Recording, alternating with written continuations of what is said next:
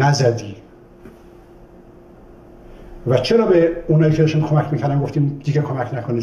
صفحه حامیانی رو که برای سیمرغ ریستارت آماده شدن با دل و جو می‌خواستن پول بدن، گفتیم پول نفرسته دیگه. برای اینکه ما تست زدیم. ببین ما نمیخوام مردم پول بگیریم یا ریستارت یا پولی بگیریم. حالا فکر کنم مثلا من 50 میلیارد دلار اینجا داشته باشم، لازم نداره، سودی نداره.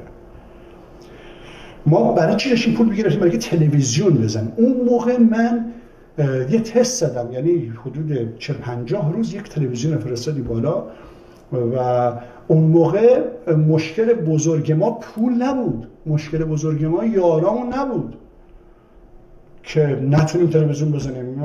ما تنها کسی هستیم که به سادگی میتونستیم تلویزیون بزنیم، به سادگی. مشکل این بود که ساتلایت ها شبکه ما رو میکشیدن پایین و کشیدن پایین، یعنی پولش بود. افراد ریستارتی که میخواستن کمک کنن بود، من هم بودم، همه چیز آماده بود.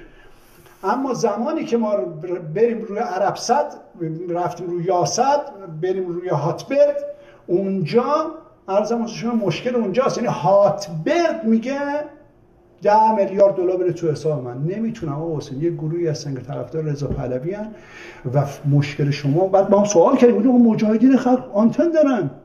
گفت آقای حسینی، این جوابی که ساتلایت ها به ما دادن، گفتن آقای حسینی مشکل مجاهدین خلق جمهوری اسلامیه، مشکل شما جمهوری اسلامیه، گروه فرشگردن، گروه رضا پهلوی ان، اپوزیسیون خارج کشورن، کل اصلاح طلبان.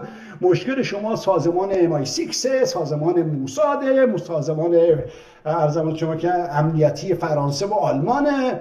شما 500 دفعه دارن باید حمله میکنن، ما اصلا نمیتونیم کانال شما رو نگه داریم اون بالا.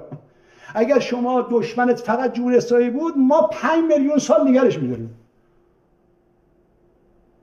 یعنی صاحبان ساتلایت ها رسما به ما اینو گفتن تنها فرد ایرانی هستی در کره زمین که وقتی تلویزیون تو بدی بالا